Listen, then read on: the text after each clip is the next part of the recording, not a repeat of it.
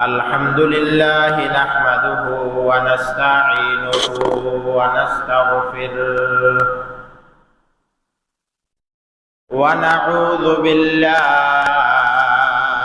من شرور أنفسنا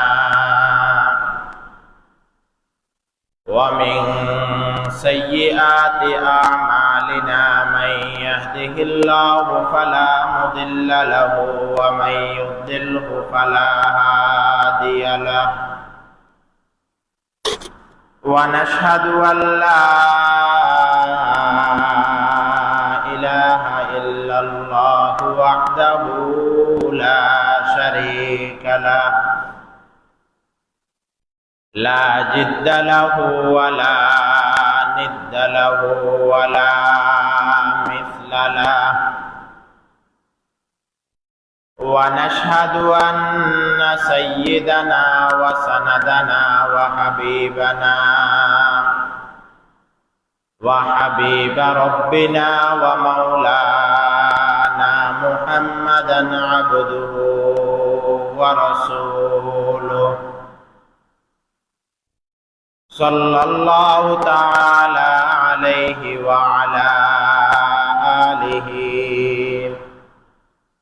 وأصحابه وأزواجه وبارك وسلم تسليما كثيرا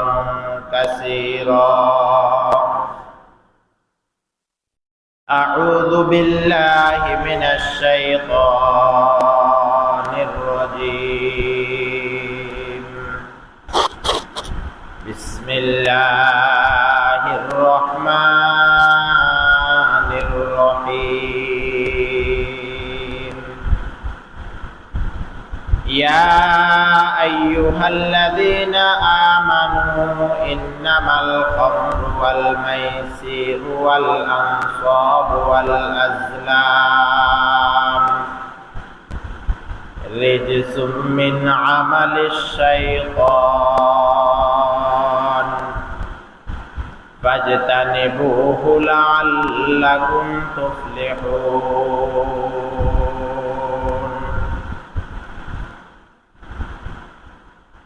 قال رسول الله صلى الله عليه وآله وسلم لا يدخل الجنة جسد غذي بالحرام أو كما قال عليه الصلاة والسلام اللهم صل على محمد وعلى آل محمد كما صليت على إبراهيم وعلى آل إبراهيم إنك حميد مجيد اللهم بارك على محمد وعلى آل محمد كما باركت على إبراهيم وعلى آل إبراهيم إنك حميد مجيد الحمد لله মহান রব্বুল আলামিনের দরবারে অসংখ্য অগণিত শুকর যে মহান রব্বুল আলামিন আজকে শুক্রবার জুমার নামাজ আদায় করার জন্য আমাদেরকে মসজিদে আসার বসার তৌফিক দিয়েছেন। এই জন্য একবার শুকর আদায় করি আলহামদুলিল্লাহ।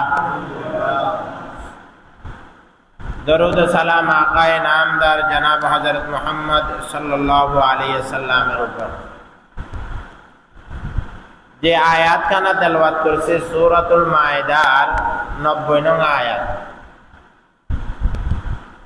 আল্লাহ তাআলা যদি তৌফিক দান করে আমরা নির্ধারিত বিষয়ের উপর নির্ধারিত সময়ের মাঝে আলোচনা করার চেষ্টা করব। আমার তৌফিক ইল্লা বিল্লাহ। সবাই বলি আমিন।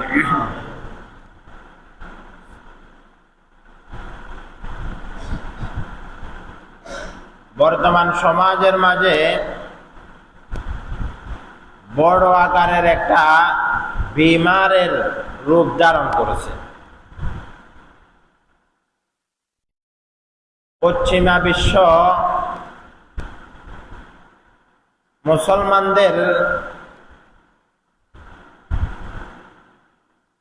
মুসলমানদেরকে ধ্বংস করার জন্য, তাদের সভ্যতা নষ্ট করার জন্য কয়েকভাবে তারা চেষ্টা করে যাচ্ছে। যে জাতি, যে দেশ, যে সমাজের যুব সমাজ অন্যায়ের সাথে জড়িত হয়ে যায়, ওই সমাজ, ওই রাষ্ট্র ধীরে ধীরে ধ্বংসের দ্বারপ্রান্তে উপনীত হয়ে যায়। আজকে আমার আলোচনার আলোচ্য বিষয় হচ্ছে মাদকের ভয়াবহতা। মাদকের ভয়াবহতা, সমাজ ধ্বংসের দ্বারপ্রান্তে উপনীত হওয়া। মাদক কি?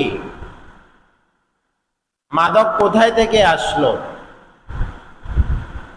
মাদকের ব্যাপারে আল্লাহ তাআলা কোরআনে কি বর্ণনা করেছেন? রাসূল হাদিসের মাঝে মাদক সম্পর্কে কি বলেছেন?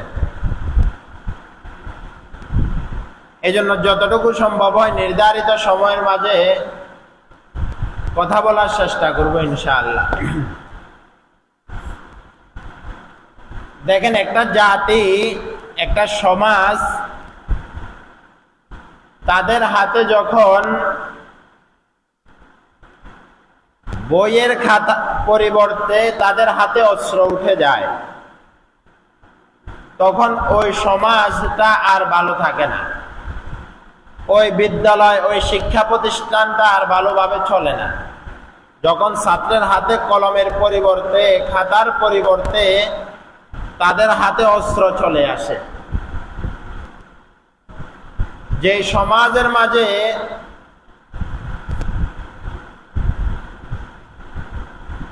সভ্যতা টিকে রাখার জন্য, সভ্য জাতি হিসাবে যদি সমাজ মানুষের সামনে পরিচিত হতে হয়, তাহলে ওই সমাজের মানুষ, ওই সমাজের যুব সমাজ নেশার সাথে তাদের সম্পৃক্ততা হতে পারবে না। যে জাতি নেশার সাথে সম্পৃক্ত হয়ে যায়, মাদকের সাথে সম্পৃক্ত হয়ে যায়, ওই জাতি একটা পর্যায়ে আসি ধ্বংসের দ্বারপ্রান্তে উপনীত হয়ে যায়, বিপদগামী হয়ে যায়। মাদক কেমন খারাপ জিনিস, কেমন হারাম, মদের ব্যাপারে আল্লাহ তাআলা কোরআনের কয়েক জায়গায় বিস্তারিতভাবে উল্লেখ করেছেন। একেবারে সর্বশেষ মদকে যখন পরিষ্কারভাবে হারাম করা হয়েছে, মদকে যখন পরিষ্কারভাবে কি করা হয়েছে? হারাম করা হয়েছে।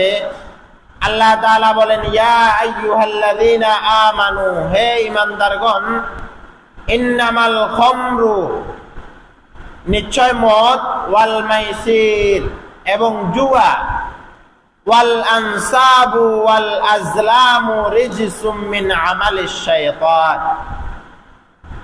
হে ঈমানদারগণ, নিশ্চয় মদ, জুয়া, প্রতিমা পূজা, রিজসুম মিন আমালিশ শাইতান, রিজসুন, সর্বপ্রথম আল্লাহ তাআলা বলেন রিজসুন, এটা একটা নাপাকি কাজ, এটা একটা নাপাকি কাজ। দেখেন, মদ হারাম হওয়ার পিছনে মৌলিকভাবে 10টা কারণ আল্লাহ তাআলা উল্লেখ করেছেন। কোন বস্তু হারাম হওয়ার জন্য, নাপাক হওয়ার জন্য 10টা বস্তু, 10টা বিষয় আল্লাহ তাআলা বলতে হবে, এরপর এটা হারাম হবে, এটার কোনো প্রয়োজন নাই। যদি আল্লাহ তাআলার পক্ষ থেকে হারাম করা হয় একটার দ্বারা একটা দলিল দিলেও এটা হারাম হয়ে যায়। আর সে জায়গায় 10টা খারাপের কথা মদের সম্পর্কে আল্লাহ তাআলা বর্ণনা করেছেন। দেখেন, সর্বপ্রথম আরবের মানুষরা, তাদের সাথে মদের একটা সম্পর্ক ছিল। মদের একটা সম্পর্ক ছিল। সর্বপ্রথম আল্লাহ তাআলা কোরআনের আয়াত নাযিল করলেন। সূরা বাকারার মাঝে বিস্তারিত আসছে যে যারা মদ পান করে এদের উপকারের চেয়ে এদের ক্ষতি বেশি, উপকারের চেয়ে এদের ক্ষতি বেশি। এরপর বিস্তারিত আলোচনা আসছে। এরপর আল্লাহ তাআলা বলেন, যারা নেশাগ্রস্ত, লা তাকরাবুস সালাহ ওয়া আনতুম সুকারা, যারা নেশাগ্রস্ত হবে এরা যেন নামাজের ধারে কাছেও না যায়, নামাজের ধারে কাছেও না যায়। আল্লাহ রাসূল সাল্লাল্লাহু আলাইহি সাল্লাম বলেন, কুল্লু মুসকিরিন হারাম, যত প্রকারের নেশাদ্রব্য জাতি বস্তু আছে, যত প্রকারের নেশাদ্রব্য বস্তু আছে, কুল্লু মুসকির, সব কিছু হারাম। সব কিছু কি ভাই? হারাম। যত প্রকারের নেশা জাতীয় বস্তু আছে সব কিছু হারাম। এখন এই নেশা জাতীয় বস্তু যেটাই হয় সেটা হারাম। নেশা জাতীয় বস্তু যেটা হবে সেটাই হারাম। সর্বশেষ যখন আল্লাহ তাআলা মদের ব্যাপারে চূড়ান্তভাবে ঘোষণা করেছেন যে মদ এটা নাফাক, এটা শয়তানের খাবার, রিজসুম মিন আমালিশ শয়তান, এটা শয়তানের কাজ। এরপর আল্লাহ তাআলা বিস্তারিত আয়াত আলোচনা করছেন। যখন আরবের মাঝে ঘোষণা হয়েছে, আল্লাহ রাসূল সাল্লাল্লাহু আলাইহি সাল্লাম ঘোষণা করে দিয়েছেন যে আল্লাহ তাআলার পক্ষ থেকে তোমাদের জন্য আজকে থেকে মদ খাওয়া চূড়ান্ত পর্যায়ের নিষেধ, চূড়ান্ত পর্যায়ের হারাম, চূড়ান্ত পর্যায়ের কি? হারাম। ইতিহাসের কিতাবগুলোর মাঝে পাবেন, যখন আল্লাহ রাসূলের পক্ষ থেকে মদকে হারাম করা হয়েছে, আল্লাহ তাআলার ঘোষণা শুনিয়ে দেওয়া হয়েছে। আরবের অলি গলিতে, আরবের কি? অলি গলিতে, আরবের রাস্তায় রাস্তায়, মক্কার অলিতে গলিতে, মদিনার অলিতে গলিতে কেমন যেন মদের আপনার বন্যা শুরু হয়ে গেছে। মদের কি শুরু হয়ে গেছে? বন্যা শুরু হয়ে গেছে। যার ঘরে যে পরিমাণ মদ ছিল, এক একজনের ঘরে অনেক পরিমাণের মদ তারা জমা রাখতো। আরবদের একটা খাবার ছিল মদ। এই পরিমাণ মদ তারা স্টক করে রেখেছে। যখন আল্লাহ তাআলার পক্ষ থেকে চূড়ান্ত পর্যায়ের ঘোষণা আসছে, আল্লাহ তাআলার হুকুমকে তারা মান্য করে সঙ্গে সঙ্গে তারা তাদের সব মদের ডাব্বা রাস্তার মাঝে ফেলিয়ে দিয়েছে। পাওয়া যায় এই পরিমাণ মদ তারা ফেলাইছে, রাস্তার মাঝে বন্যা চলে আসছে। পানির কি ঢেউর মতো মদ রাস্তায় রাস্তায় যাইতেছে। আর তখন থেকে আর মদ পান করে না। তখন থেকে কি আল্লাহ রাসূলের ঘোষণার পরে তখন থেকে আর মদ পান করে না। তখন থেকে কি করে না? মদ পান করেন না। তাহলে বলতেছিলাম, আল্লাহ তাআলা বলেন মদের ব্যাপারে, মদের ব্যাপারে আল্লাহ তাআলা বলে, হে ঈমানদার বান্দাগণ, হে ঈমানদার বান্দাগণ, ইন্নামাল খামর, নিশ্চয় মদ, নিশ্চয় মদ, ওয়াল মাইসির ওয়াল আনসাব ওয়াল আজলাম, মদ জুয়া, মদ জুয়া প্রতিমা, এগুলা রিজসুন, এগুলা সবগুলা নাপাক। মদ এটা কি ভাই?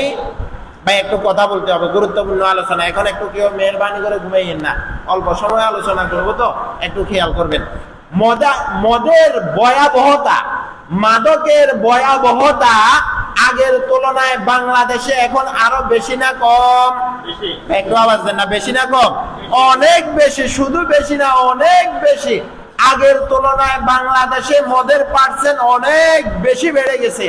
আর যার কারণে কি হয়? সন্তানের হাতে মা খুন হয়, সন্তানের হাতে বাবা খুন হয়, স্বামীর হাতে স্ত্রী খুন হচ্ছে। এই মদের আসক্তের কারণে, মদের আসক্তের কারণে এক একটা সমাজ ধ্বংস হয়ে যাচ্ছে। এক একটা তরুণ প্রজন্ম তারা ধ্বংসের দ্বার প্রান্তে চলে যাচ্ছে। এই শুধু এই নেশার কারণে, শুধু এই নেশার কারণ। নেশাটা কেমন? যে নেশা করে, যে মদের নেশা করে, সে এখন এই নেশার জন্য যদি তার কাছে টাকা না থাকে তাহলে এই টাকার জন্য মার গায়ে হাত তুলতে সে একটু দ্বিধাদ্বন্দ্ব করে না, তার বাবার গায়ে হাত তুলতে সামান্য একটু চিন্তা করে না, তার স্ত্রীর গায়ে হাত তুলতে সামান্য একটু চিন্তা করে না। কিরকম মারাত্মক আকার ধারণ করে, শুধু তা না, এই নেশাযুক্ত হওয়ার পর হাদিসের মাঝে আছে এরা নেশাযুক্ত হওয়ার পর এরা একেবারে নিকট আত্মীয় স্বজন যারা এদের সাথে বেবিচারে লিপ্ত হয়ে যায়। নাউজুবিল্লাহ। হাদিসের মাঝে আছে এই নেশাযুক্ত হওয়ার পর যারা মদের সাথে সম্পর্ক, যারা এই নেশাযুক্ত হয়ে যায় এরা তাদের আপন ফুপি, আপন চাচি, আপন মামি এদের সাথেও অবৈধ কারবারে লিপ্ত হতে তাদের মাথায় একটু আঘাত করে না। নাউজুবিল্লাহ। মদের ভয়াবহতা এখন বলতেছিলাম, আল্লাহ তাআলা বলেন 10টা কারণ, সবগুলা তো এখন আলোচনা সম্ভব হবে না, আমি ধারাবাহিকভাবে বলতেছি, একটু খেয়াল করবেন। সর্বপ্রথম আল্লাহ তাআলা বলছে রিজসুন, এটা নাফাক। এটা কি? নাফাক। রিজসুন, এটা নাফাক। কেমন নাফাক? কুকুরের পেশাব নাপাক, হালাল না নাপাক? ভাই একটু আওয়াজ দিন না। হালাল নাপাক? নাপাক। কুকুরের পেশাব কি? নাপাক। শুয়োরের পায়খানা পাক না নাপাক? নাপাক। কিন্তু দেখেন কুকুরের পেশাব নাপাক হওয়ার জন্য আল্লাহ তাআলা 10টা যুক্তি দাঁড় করে নাই। একটা যুক্তিতে বলে দিয়েছেন কুকুরের পেশাব নাপাক। আপনার শুকরের পায়খানা নাপাক হওয়ার জন্য আল্লাহ তাআলা 10টা খারাপই বর্ণনা করেন নাই, একটা খারাপই বর্ণনা করছেন। আপনার শুকরের শুয়োর, যে সমস্ত শুয়োর গুলো আছে এগুলার পুরো শরীরটা নাপাক হয়ে গিয়েছে, অর্থাৎ যে সমস্ত নাপাকি আছে এগুলা আল্লাহ তাআলা একটা কথার দ্বারা নাপাক হয়ে গিয়েছে। কিন্তু সে জায়গায় মদের ব্যাপারে আল্লাহ তাআলা 10টা খারাপের কথা আলোচনা করেছেন। মদের কয়টা খারাপের কথা আলোচনা করেছেন? 10টা খারাপের কথা আলোচনা করেছেন। তাহলে কুকুরের পেশাব থেকে, শুয়োরের পায়খানা থেকে এই মদ, এটা আরো জঘন্য পর্যায়ের। কথা বলেন ঠিক কিনা? যদি কুকুরের পেশাব খায় কেউ মাতাল হবে না, আর কুকুরের পেশাব কেউ খাবেও নাকি? সুস্থ মস্তিষ্কের যারা, সুস্থ মস্তিষ্ক যাদের আছে এরা কি কুকুরের পেশাব খাবে? মানুষের পেশাব খাবে? মানুষের পায়খানা খাবে? হারাম জন্তুর পেশাব পায়খানা খাবে? খাবে না। কিন্তু সেই জায়গাতে এই মদ, এটা কুকুরের পেশাবের সমপরিমাণ 10 গুণ হারাম। কয় গুণ হারাম? 10 গুণ হারাম হচ্ছে এই মদ। এটা আল্লাহ তাআলা বলে রিজসুন, এটা কেমন পর্যায়ের নাপাক, এটা কেমন পর্যায়ের নাপাক। আর এর সাথে যদি কারো সম্পৃক্ততা থাকে, কেমন কার কার সম্পৃক্ততা থাকতে পারে? হাদিসের মাঝে 9টা সম্পৃক্ততার কথা আল্লাহ রাসূল বর্ণনা করেছেন। তারা উভয়ে একই সমপর্যায়ের অপরাধী। সমপর্যায়ের কি? অপরাধী। হাদিসের মাঝে 9টা কারণ উল্লেখ করেছেন। যদি কেউ মদ খায়, যদি কেউ কি করে, একটু আওয়াজ দেন না, কি করে? মদ খায়। কেউ মদ খাইলো না, মদ এনে দিয়েছে, মদ এনে দেয় নাই, মদের সহযোগিতা করেছে, মদের সহযোগিতাও করে নাই, মদের সরবরাহ করছে সেটাও করে নাই, কথায় তাকে সহযোগিতা করেছে, রেখে তাকে সহযোগিতা করছে, ওয়া হামালা বহন করে সহযোগিতা করেছে, সমপর্যায়ের গুনাহ সবার আমলনামায় হবে। সমপর্যায়ের কি হবে? গুনাহ আমলনামায় হবে। এখন আমি বলতে পারি না হুজুর আমি তো মদ খাই না, আমি তো কি করি না, মদ খাই না। এখন আমি শুধু মদের ডিলার যে তার সাথে শুধু মোবাইলে যোগাযোগ করি, আমি শুধু কি করি, মদের ডিলার যিনি তার সাথে সামান্য একটু মোবাইলে কি করি, যোগাযোগ করি, সে মালগুলো সাপ্লাই দেয়, আমি মদ হাতে নিই না। তাহলে আল্লাহ রাসূল পরিষ্কার ভাবে বলে দিয়েছেন যারা সহযোগী হবে আর যারা খায় তাদের মাঝে পার্থক্য নাই। এখন একজনে বলতে পারে হুজুর আমি তো মদ খাই না, আমি বাহনে করে নিয়ে যাই, যদি আমার জানা সত্ত্বেও আমি যদি আমার গাড়িতে বহন করে মদ নিয়ে যাই, যে খাইলো আমি বহন করে নিয়ে গেলাম, উভয় পর্যায়ের গুনাহ সমান। উভয় পর্যায়ের গুনাহ কি? সমান।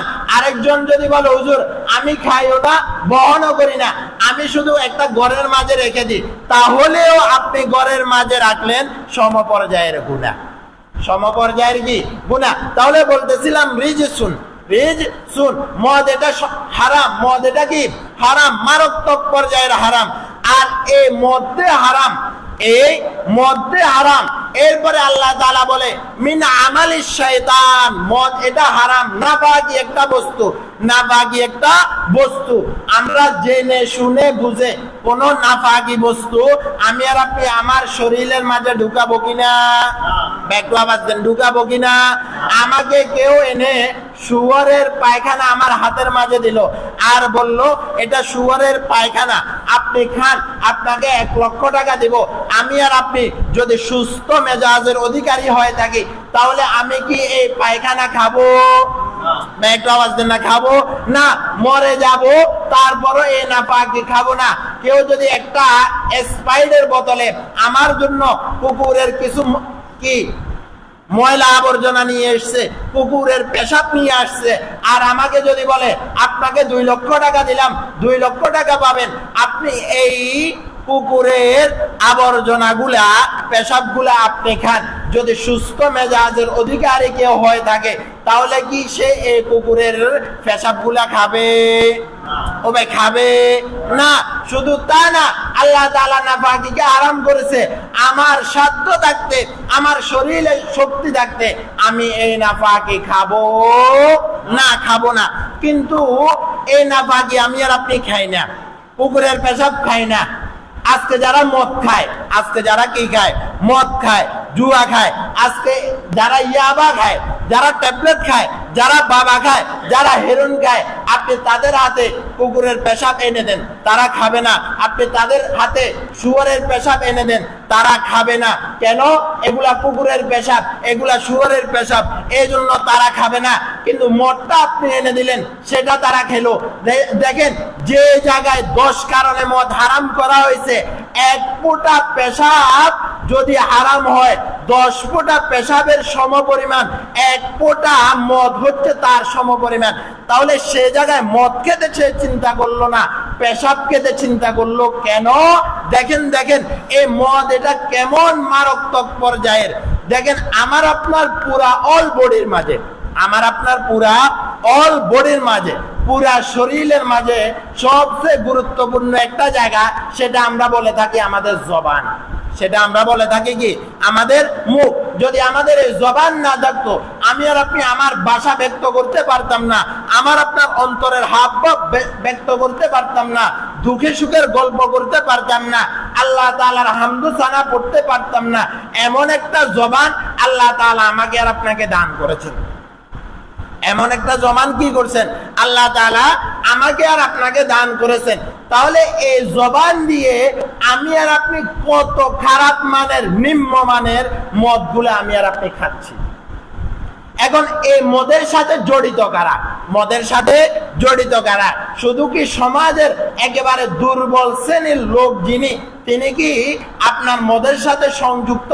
না না, তিনি মদের সাথে সংযুক্ত কিভাবে হয়? একজন ভ্যানওয়ালা তার ভ্যানে করে মদ নিয়ে যায়, একজন ঠেলাওয়ালা, একজন রিক্সাওয়ালা তার রিক্সা করে মদ নিয়ে যায়। একজন সমাজের একেবারে নিম্নমানের ছেলে, সে তার সম্পর্ক মদের সাথে করে নে। কিভাবে করে নে?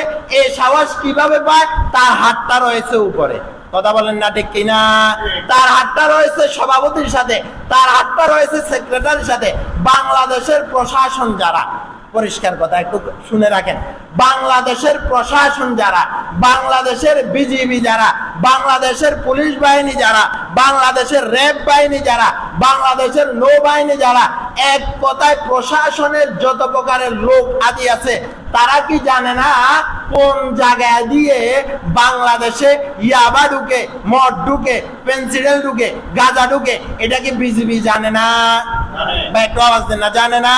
তারা জানে যে 14 গ্রামের কোন বর্ডার দিয়ে মদের কারবার হয়, ফেনীর কোন বর্ডার দিয়ে মদের আড্ডা হয়, কুমিল্লার কোন বর্ডার দিয়ে বাংলাদেশে মদ ঢুকে, নোয়াখালীর কোন বর্ডার দিয়ে বাংলাদেশে মদ ঢুকে, মিয়ানমারের কোন বর্ডার দিয়ে বাংলাদেশে মদ ঢুকে। সেখানকার স্থানীয় এমপি যে, তিনি কি জানে না? একটা আওয়াজ দেন না, জানে না? সেখানকার স্থানীয় প্রশাসন যারা, তারা কি জানে না? জানে। কেন ধরে না? একটা বাক্য আমি পাচ্ছি, কথা বলেন না ঠিক কিনা? একটা ভাগ তো কি আমি পাচ্ছি। এই যে কিছুদিন পূর্বে ক্যাসিনোতে যে অভিযোগ চালাইছে, ক্যাসিনোতে কি চালাইছে? মদের অভিযোগ চালাইছে। কেন মদের অভিযোগ চালাইলো? তারা কি আগে জানতো না সেখানে মদ খাইতো? এখন কি ক্যাসিনোতে আবার মদের আড্ডা চলতেছে না? চলতেছে। তাহলে অভিযানটা হলো কেন? অভিযানটা হওয়ার পিছনে মূল রহস্য হলো এই জন্য আমি অভিযান চালাইলাম, আমাকে তুমি যে ভাগ দেওয়ার কথা ছিল এই ভাগ তুমি আমাকে দাও নাই, এই জন্য আমি কিছুদিন অভিযান চালাইছি। কথা বলেন না ঠিক কিনা? এই জন্য বাংলাদেশের নেতা খেতা যারা টপ লেভেলের নেতা, যে তার সাথে মদের সুসম্পর্ক থাকে। কথা বলেন না ঠিক কিনা?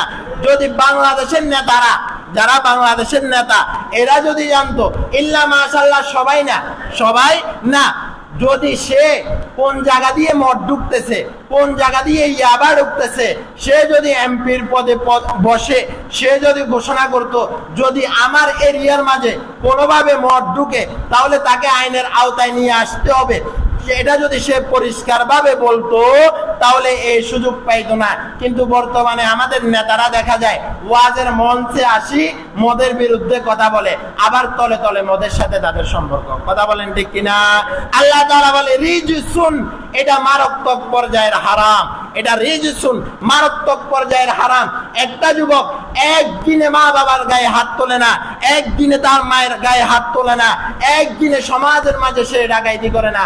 একটা পর্যায়ে নেশাখোর হতে হতে একটা পর্যায়ে যখন টাকা না পায় তখন মায়ের গায়ে হাত তোলে, স্ত্রীর গায়ে হাত তোলে, এমনকি শেষ পর্যন্ত আত্মহত্যা পাশ দিয়ে সে মারা যায়। গত কয়েকদিনের আগের ঘটনা, আমার মাদ্রাসার পাশের এলাকার ঘটনা, গত কয়েকদিনের আগের ঘটনা। সে নেশার সাথে তার সম্পৃক্ত, নেশার সাথে কি তার সম্পৃক্ত। কেমন ভয়াবহতা দেখেন! এই নেশার টাকার জন্য নিয়মিত তার স্ত্রীকে সে মারে। নেশার টাকার জন্য কি মারে? স্ত্রীকে মারে। এখন স্ত্রী বাবার বাড়িতে চলে গেছে, এখন কিছুদিন পর সে গেছে স্ত্রীকে আনতে। স্ত্রীর অভিভাবক যারা বলছে না, আমি আমাদের মেয়ে তোমার সাথে আর দিব না। কেন? তুমি আমার মেয়েকে তুমি মারো, এই জন্য আমার মেয়েকে তোমার হাতে আর দিব না। সে রাত্রিবেলা আসছে, রাত্রিবেলা হাঁস দিয়ে দিয়েছে।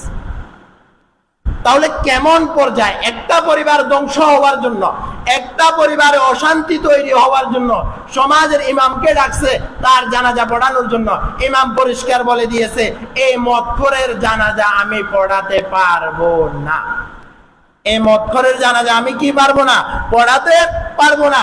সমাজের যারা টপ লেভেলের গাদ্দার, সমাজের যারা টপ লেভেলের জুয়াখোর, সমাজের যারা টপ লেভেলের ইয়াবাখোর, সমাজের যারা টপ লেভেলের গাঁজাখোর, সমাজের যারা টপ লেভেলের মদখোর, এরা যদি সমাজে মারা যায়, সমাজের গণ্যমান্য ব্যক্তি যারা শরীয়তের গ্রহণযোগ্য মাসালা হচ্ছে, এরা ওই ব্যক্তির জানাজার দাফন করবে না, ওই ব্যক্তির জানাজায় অংশগ্রহণ করবে না।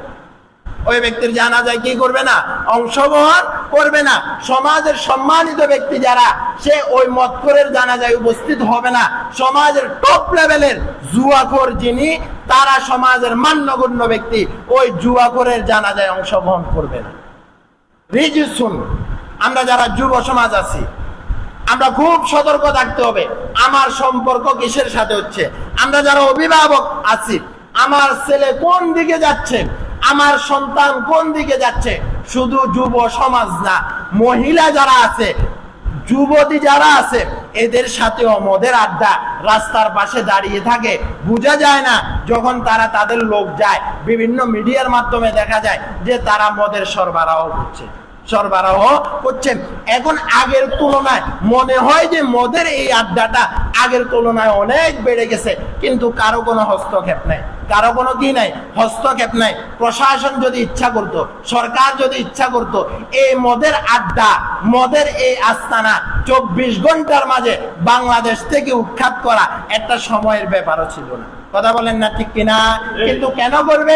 গতবারের একটা রিপোর্ট দেখলাম, বাংলাদেশের যত ব্যবসায়িক কোম্পানি আছে, বাংলাদেশের কি যত বড় বড় ব্যবসায়িক কোম্পানি আছে, সবাই একটা ট্যাক্স দেয় বাংলাদেশকে। গণপ্রজাতন্ত্রী সরকার বাংলাদেশকে কি দেয়? একটা ট্যাক্স দেয় তাদের ব্যবসা। যেমন আমি আমার ঘরের ট্যাক্স দিতে হয়, আপনি আপনার দোকানের ট্যাক্স দিতে হয়, আপনি আপনার গাড়ির ট্যাক্স দিতে হয়। এক কথায় সব কিছু ট্যাক্স নিয়ে বাংলাদেশটা চলতেছে। একটা রিপোর্টে দেখা গেল যত প্রকারের ব্যবসা আছে সব থেকে মদের কোম্পানি যারা, তারা সর্বোচ্চ ট্যাক্স দিছে বাংলাদেশকে। এখন সরকার কি পাগল হয়ে গেছে এই মদের কোম্পানিকে বন্ধ করে দিবে? অতএব মেরে মোহতারাম যুবক বন্ধু যারা আছে, আমরা যারা তরুণ সমাজ যারা আছি, আমরা যারা ধর্মপ্রিয় যারা আছে, আমরা বাইরের দিকে তাকানোর দরকার নাই। আমি আমার মহল্লার মাঝে অঙ্গীকারবদ্ধ হতে হবে, আমি আমার এলাকার মাঝে, আমি আমার সমাজের মাঝে অঙ্গীকারবদ্ধ হতে হবে। অন্তত আমার সমাজের কেউ এই মাদক আসক্ত হতে পারবে ভাই, একটু আওয়াজ দেন না, হতে পারবে না। আমার সন্তান মাদকের সাথে তার সম্পর্ক হতে পারবে না, জুয়ার সাথে তার সম্পর্ক হতে পারবে না।